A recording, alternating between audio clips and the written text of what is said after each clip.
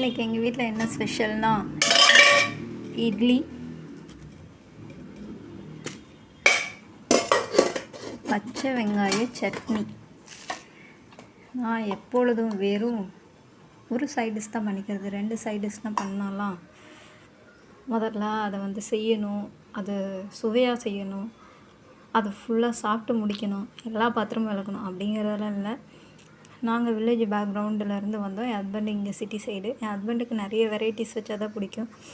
ஆனால் நான் ஒன்று தான் வைப்பேன். ஏன்னா நாங்களாம் வயலில் அம்மா அப்பாலாம் வேலை செஞ்சுட்டு அவங்க பழைய சோற்றை சாப்பிட்டுட்டு அப்படியே போயிடுவாங்க.